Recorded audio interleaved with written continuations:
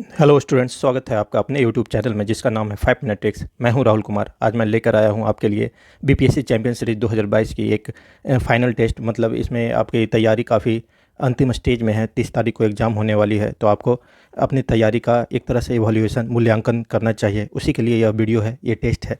तो सबसे पहले हम महाशिव आदि योगी का नमन करके इस वीडियो को शुरुआत करेंगे।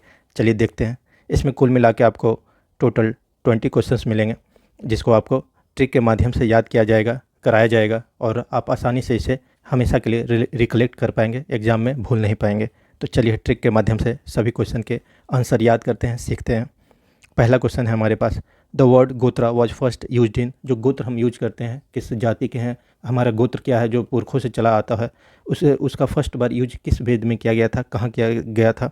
तो वो है ऋग्वेद। तो इसे याद कैसे करते हैं, ये देखिए। गोत्र हमारा ओल्डेस्ट प्राचीन होता है किसी भी समुदाय का। तो सबसे प्राचीन हमारा वेद कौन सा है? तो वो है ऋग्वेद। चारों वेदों में से ऋग्वेद, अथर्ववेद, सामवेद, यजुर्वेद, चारों वेदों में जो सबसे पुराना वेद है वो है ऋग्वेद, ओल्डेस्ट है। गोत्र भी ओल्डेस्ट है, तो दोनों को हम यहीं से रिलेट कर पाएंगे। नेक्स्ट क्वेश्चन है हमारे पास, हु वाज अलार कलाम। अलार कलाम जो थे वो प्राचीन काल में उनका महत्व क्या था? तो वो गुरु थे गौतम बुद्धा के। तो अब्दुल कलाम जैसे साइंटिस्ट भी हैं और गुरु भी हैं सभी के, एक अच्छे स्पीच देने वाले हैं, सबको मोटिवेट करने वाले हैं।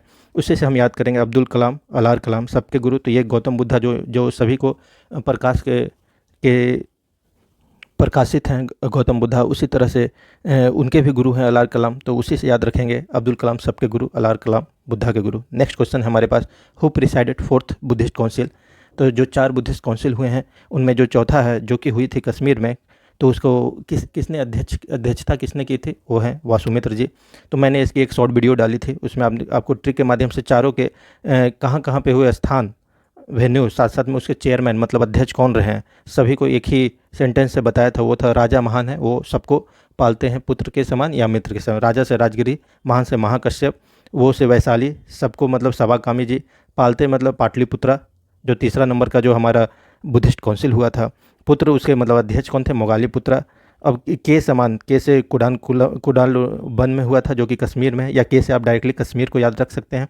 मित्र के समान, मित्र से आपका वासुमित्र। यही चौथे बुद्धिस्ट काउंसिल की अध्यक्षता इन्होंने ही की थी, तो इसी से याद रखेंगे हमेशा के लिए। चलिए नेक्स्ट क्वेश्चन है हमारे पास, हु रोड द। एक बुक की बारे में बात की जा रही है कि इस बुक को किसने लिखा है। वो है 10 कुमार चरित्र बुक को। तो ये इस बुक के राइटर हैं, ऑथर हैं डांडी। तो कैसे याद रखते हैं? दशानन, मतलब रावण को हम दशानन भी बोलते हैं। तो उसको दंड मिला था क्योंकि काफ़ी काफ़ी बुरे काम किए थे, इसलिए उन्होंने दंड खाया था राम के द्वारा। तो दशानन को दंड मिला था, रावण को दंड मिला, इसलिए दशानन से 10 कुमार चरित्र, दंड से डांडी को याद कर पाएंगे आप। Who is the author of Prithviraj Vijay. ये कौन है ऑथर? जयनायक। आपने एक और बुक का नाम सुना होगा, पृथ्वीराज रासो। उस बुक के जो राइटर हैं, ऑथर हैं, वो हैं चंद बरदाई जी। वो भी इम्पोर्टेंट है, वो भी आप याद करिएगा। लेकिन ये कॉमन है और ये थोड़ा सा अनकॉमन बुक है, पृथ्वीराज विजय। तो इसको भी आपको याद रखना है। ये जय नायक ने लिखा था। कैसे याद रखते हैं? पृथ्वीराज काफ़ी अच्छे राजा थे, लोगों की सेवा में रहते थे और काफ़ी न्यायप्रिय थे। तो जन के नायक थे, जन के हीरो, जन मतलब लोगों के हीरो। तो जन के नायक से आप जय नायक जी को आसानी से याद कर पाएंगे। नेक्स्ट क्वेश्चन है हमारे पास, who started the practice of do aspa and Singh अस्पा। ये दोनों जो प्रैक्टिस है, दोनों जो चीज़ें हैं, वो मनसबदारी सिस्टम, जिसमें हम मनसबदारी सिस्टम जो मुग़लों का एक अहम हिस्सा था, तो उसी के तहत इन्होंने स्टार्ट किया था। और ये किन्होंने स्टार्ट किया था, यही क्वेश्चन है। तो जहांगीर जी ने स्टार्ट किया था, जो कि अकबर के पुत्र थे। तो कैसे याद करते हैं? ये अस्पा उस जहाँ में। अस्पा देखिए, आपको पता होगा काफ़ी हाईटेक एक सैलून होता है जिसमें विभिन्न तरह का सेवा दिया जाता है। तो उसी तरह से उस जहाँ में कोई अस्पा नहीं था, फिर भी ए अस्पा की शुरुआत की उस जहाँ में, जहाँ मतलब जहांगीर जी ने। तो ए अस्पा से अस्पा और उसी से सिंह अस्पा भी आसानी से याद रहेगा। Who was founder of British empire in India. Robert Clive हैं। तो फाउंडर मतलब जिन्होंने नींव रखी एक तरह से ब्रिटिश एम्पायर की। तो इनके देखिए जन्म यहाँ, डेथ इतना ईस्वी में हुई 1774 में। तो रॉबर्ट क्लाइव का जब भी नाम आए तो उससे आप रॉबर्ट मतलब रॉबस्ट फाउंडेशन, रॉबस्ट मतलब काफ़ी मजबूत, शक्तिशाली फाउंडेशन किसकी रखी? ब्रिटिश एम्पायर की रखी रॉबर्ट ने। Robust foundation of British empire. Next question है हमारे पास, which governor general established a permanent land revenue system in India. तो परमानेंट लैंड रेवेन्यू सिस्टम किसने, ये मतलब स्थायी बंदोबस्त का जो सिस्टम था, वो किसने शुरुआत किया? तो ये लॉर्ड कॉर्नवालिस जी। काफ़ी अच्छे थे, अनुभवी, और ये इंडिया के लिए भी एक तरह से ठीक ठाक ही रहे, एवरेज में रहे। लॉर्ड रिपन जैसे अच्छे थे इंडिया के हिसाब से, उसी तरह से लॉर्ड कॉर्नवालिस भी थे। तो जब भी क्वेश्चन है परमानेंट सेटलमेंट किसने किया, कौन किया, कौन से आप कौन आ जाइएगा, कौन से ही आप कौन का याद कर लीजिएगा डायरेक्टली आप यहाँ से। कौन किए तो Cornwallis. Where did Baghera revolt take place, Baghera revolt जो ब्रिटिशर्स के खिलाफ था वो कब हुआ था और कहाँ हुआ था, मेनली ये है क्वेश्चन, कहाँ हुआ। बड़ौदा में हुआ था, गायकवाड़ों ने वहाँ पे किया था, बड़ौदा जो कि गुजरात में। तो बघेरा मूवमेंट बड़ौदा में हुआ, कैसे याद रखते हैं। देखिए बघेरा बड़ौदा दोनों डायरेक्टली साउंड सिमिलर भी कर रहा है, बी से शुरुआत है। और गायकवाड़ों ने क्या, ये कैसे याद रखिएगा, बड़ौदा कहाँ पे स्थित है, ये जगह सिटी कहाँ पे है अभी, गुजरात में। तो यहाँ जो जी है उसी से आप याद रखिएगा कि बघेरा मूवमेंट जो है गायकवाड़ों ने किया, बड़ौदा में भी हुआ। दोनों चीज़ें आसानी से याद रहेगी। हु वॉज फाउंडर ऑफ आत्मीय सभा, तो ये काफ़ी प्रोमिनेंट लीडर रहे हैं, राजा राम मोहन राय। एक तरह से फादर ऑफ मॉडर्न इंडिया भी इनको कहा जाता है। तो आत्मा में राम, सभी के आत्मा में, इंडिया में सभी के आत्मा में राम होता है ऐसा बोला जाता है। लोग चाहते भी हैं कि राम ही बसे हमारे हृदय में। तो आत्मा से आत्मीय सभा, राम से ही आप डायरेक्टली राजा राम मोहन राय जी को याद कर पाएंगे। नेक्स्ट क्वेश्चन है हमारे पास, who was first English to be president of INC, काफ़ी इंपॉर्टेंट है, आपको हमेशा याद रखनी चाहिए। जॉर्ज यूल है, जो इलाहाबाद सेशन 1888 में जो हुई थी, फोर्थ INC सेशन था, फर्स्ट हुआ था, जो कि आपका वोमेश चंद्र बनर्जी थी 1885 में थे, सॉरी वो बॉम्बे में हुई थी। तो INC में अभी तक अंग्रेज नील थे, मतलब किन्होंने कोई भी आया नहीं था अभी तक INC में, इंडियन नेशनल कांग्रेस, पहली बार यूल आए। अभी तक अंग्रेज नील, फिर यूल, नील था अब यूल आए, इससे याद रहेगी आपको ये। Hindustan Republic association was founded in, Kanpur में ये स्थापित किया गया था 1924 में। तो कैसे याद रखते हैं, एक और चीज़ याद रखेंगे हम लोग उसी के, इसके बाद पहले हिंदुस्तान रिपब्लिक एसोसिएशन फाउंड की गई और उसी के जस्ट बाद 2-3 साल बाद 1927 में HSRA, Hindustan socialist Republic association का फाउंडेशन हुआ दिल्ली में, फिरोज शाह कोटला मैदान में। तो कैसे याद रखते हैं, देखिए कानपुर में एक तरह से हारा, HRA से हारा याद रखें, लेकिन उन लोग को अभी भी हसरत है दिल्ली जाने की, तो हसरत से HSRA याद कीजिएगा, हारा कानपुर में, हसरत है दिल्ली की, तो दोनों आपको याद रहेगा इससे। Where was Muslim League established in 1906, जो 1906 में मुस्लिम लीग की स्थापना हुई थी वो कहाँ हुई थी, तो इसका आंसर है ढाका, जो कि अभी बांग्लादेश में है। तो कैसे याद रखते हैं, मुस्लिम लीग ने ब्रिटिशर्स से खुद को ढका, मुस्लिम लीग इस्टेब्लिश्ड की बिल्कुल अंग्रेजों से बचकर उनसे छुपाकर ढक कर उनसे, तो डायरेक्टली ढक से आप ढाका याद रखिएगा। नेक्स्ट क्वेश्चन हमारे पास, lowest altitude region of India is in, जो सबसे कम ऊंचाई वाला क्षेत्र भारत का है वो कौन सा है, कहाँ पे है, तो केरला में है कुट्टानाड प्लेस। ये बिल्कुल जो समुद्र सी लेवल देखा जाए तो बहुत कम है, काफ़ी कम है। मतलब ये देखिए यहाँ पे आपको बैक वाटर्स भी दिख रहे होंगे, मतलब समुद्र वाले जो पानी अंदर तक आ जाते हैं उसे बैक वाटर्स में कहते हैं, और काफ़ी केरला में अलग अलग जगहों पे दिखाई देते हैं। तो कुट्टानाड सबसे निचला हिस्सा में हमारा है। कैसे याद है, सबसे नीच कुत्ता, मतलब डॉग को हम लोग काफ़ी नीच मानते हैं, नीच जानवर इस तरह से देखते हैं उसे, हालांकि करना नहीं चाहिए, लेकिन याद करने के लिए हम ये करते हैं, सबसे नीच कुत्ता। तो सबसे नीचा जगह कौन है, कुट्टानाड, आसानी से याद रहेगी आपको।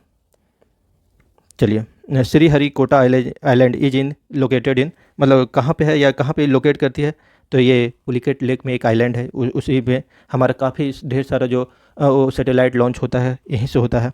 तो इसमें एक और चीज़ है, सार, हमारा सार भी बोलते हैं, और आपने काफ़ी बार न्यूज़पेपर्स में पढ़ा होगा सार से लॉन्च हुई है, तो सार का फुल फॉर्म है श्रीहरिकोटा हाई अल्टीट्यूड रेंज, ये आगे में श्रीहरिकोटा याद रख लीजिएगा। तो ये भी आपको इम्पोर्टेंट है, आपको याद होनी चाहिए। तो कैसे याद करते हैं इस क्वेश्चन को, ये देखिए, श्रीहरि फूल के लेक में, ये देखिए श्रीहरि विष्णु जी को बोला जाता है, तो लेक के अंदर रहते हैं या कभी कभी ऊपर भी आते हैं, तो फूल के लेक में से ही आप पुलिकट लेक को याद रखिएगा। ये नेल्लोर डिस्ट्रिक्ट में है, आंध्र प्रदेश, आप समझ ही रहे होंगे। Kalpong hydro electric power plant is located in, Kalpong hydro electric power plant जो है वो कहाँ पे है, तो सही जवाब है अंडमान एंड निकोबार। और आपको याद होगा कि जो काला पानी की सज़ा दी जाती थी ब्रिटिशर्स के दौरान वो देते थे, तो काला पानी का सज़ा एक्चुअल में जो सेलुलर जेल आपका जो अंडमान एंड निकोबार में था वहीं पे भेजा जाता था, उसी आइलैंड में भेजा जाता। तो काला पानी, कलपोंग, दोनों का देखिए फर्स्ट 3 लेटर सेम है, तो उसी से याद रखिएगा। काला पानी यानी Kalpong hydro electric plant Andaman and Nicobar में है, जहाँ की काला पानी भी है। India receives more than 3/4 of raw silk, जो रॉ सिल्क है, रेशम है, वो 3/4 कहाँ से पाया जाता है इंडिया में, तो वो है आंध्र प्रदेश और कर्नाटका, दोनों साउथ के हमारे स्टेट्स हैं। तो कैसे याद रखते हैं, ये देखिए सिल्क, इसी के नाम से हम ट्रिक याद रखेंगे। सील से आप याद रखिएगा सीमांध्रा, और जो के है, के से कर्नाटका। देखिए जो अभी तो आंध्र प्रदेश हम बोलते हैं, लेकिन जो प्रपोज था 2014 में जो तेलंगाना अलग हुआ था, तो ये था कि तेलंगाना से जो तेलंगाना कटकर जो बाकी का हिस्सा होगा उसे सीमांध्रा बोलेंगे। तो इस सील से सीमांध्रा, के से कर्नाटका, सिल्क आपको पूरी की पूरी स्टेट का प्रोडक्शन का एक तरह से सेंस दे देगा, याद करने में मदद देगा ये। Black forest mountain is located इन, जो काली जंगल है या ब्लैक फॉरेस्ट ही बोलते हैं इसे कॉमनली हर जगह। तो black forest mountain is located in Germany. तो कैसे याद रखता है? काला, काला कब होता है? यदि कोई चीज़ जल जाए, जलने पे आग से जल गया तो काला हो जाता है। तो जरने पे काला, मतलब काला से जरने से जर्मनी। ब्लैक फॉरेस्ट का नाम आ जाए तो आप जर्मनी डायरेक्टली टिक मार्क कर सकते हैं। Pyrheliometer is used to measure, जो पायर हेलियोमीटर है, ये जो उपकरण है किस चीज़ को मापने के काम आता है? तो ये डायरेक्ट सोलर रेडिएशन को मापता है, या बोलें सोलर इरेडियंस, जो डायरेक्ट सोलर रेडिएशन को हम लोग सोलर इरेडियंस बोलते हैं। तो पायर हेलियोमीटर इसी वर्ड से हम याद कर लेंगे। पायर से रेडिएशन, हेलियो आप जानते होंगे, हेलियो मतलब सन होता है। जब भी हेलियो का वर्ड आए मतलब वो डायरेक्टली सन से रिलेटेड है। कैसे? अर्थ हमारा हेलियोसेंट्रिक है, मतलब मेन सन है, उसी के चारों ओर हर एक प्लानट इंक्लूडिंग अर्थ घूमते हैं, रिवॉल्व करते हैं। मीटर मतलब मेजर करना, तो रेडिएशन सन मेजर, मतलब सन के रेडिएशन को मेजर करते हैं। यही है हमारा यंत्र पायर हेलियोमीटर। इसी में अलग अलग पार्ट्स लगे हैं, वही मेजर करते हैं। हमारा आखिरी क्वेश्चन है जो कि इंपॉर्टेंट है, how many decibels produced when two people talk to each other. जब दो व्यक्ति बात करते हैं एक दूसरे से तो कितना डेसिबल की साउंड जनरेट होती है? तो 60 डेसिबल। ये आपका इंपॉर्टेंट है, याद कीजिएगा। और यहाँ पे देखिए आपको पूरे पूरे ये दो व्यक्ति बात कर रहे हैं तो ये इस रेंज में आ जाएंगे, 60 डेसिबल के रेंज में। यदि लीफ जो नॉर्मल पत्तियाँ हैं वो खड़खड़ा रही हैं हल्के हल्के हवा के साथ, तो सबसे कम साउंड जो है 30 डेसिबल वो है। या आप फुसफुसा रहे हैं, विस्परिंग कर रहे हैं, तब भी आप जनरेट जो करेंगे साउंड डेसिबल वो होगा 30। देखिए ये। और यदि होम में हल्का फुल्का बच्चे नॉइज कर रहे हैं तो वो होगा 40, और जो बड़े बात कर रहे होंगे तो वो होगा 60 डेसिबल। तो आपको ये डायरेक्टली याद रखनी चाहिए ये चीज़। आई होप ये आपको एग्ज़ाम में जो आने वाली है 30 सितंबर को आपको काफ़ी मदद करेगी। आप इससे अपने तैयारी को और अच्छे मजबूत कर पाएंगे। Thanks for watching.